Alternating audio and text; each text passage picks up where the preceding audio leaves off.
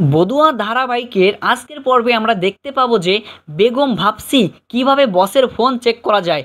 তখন সে বসের গায়ে পানি ফেলে দেয়, যে কারণে তার বস তার উপর রেগে যায় আর ফোনটা পরিষ্কারের বাহানায় বেগম ফোনটি হাতে নেয় এবং সেখানে একটা নাম্বার দেখতে পায়।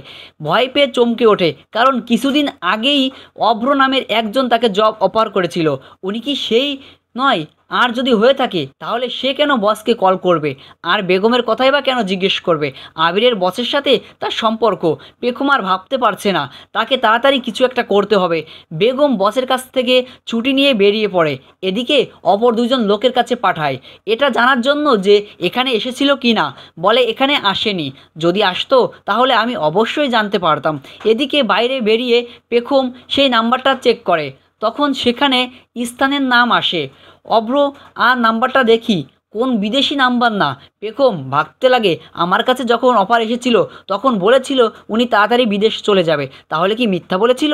এই সত্যিটা আমাকে বের করতে হবে। সে কেন আবিরের বসকে আমার কথা জিজ্ঞেস করেছিল?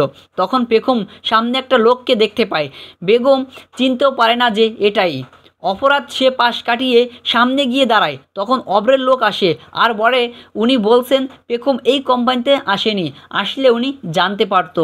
এদিকে ভাবির বোনকে ফোন করে তার জন্য জব অফার সেখান থেকে ছিল, তা ওপেন করতে বলে, আর সেখানেও সেই সেম নাম পাওয়া যায়। মুছে যায় আবিরের সাথে অভ্রের কোনো না কোনো কানেকশন আছে। এদিকে বাড়ি ফিরতে পেখমের উপর আবারও সবাই রাগারাগি করে। আবিরের মাথায় রীতিমতো পেখমকে দোষ দিয়ে যাচ্ছে। এই সব সহ্য করতে পারছে না, নীরবে কান্না করে। আর কিছুই বলার নেই। পরের দিন পেখম তাকে দেওয়া ঠিকানা মতো পেখম হয়েই অপরের সাথে দেখা করতে আসে।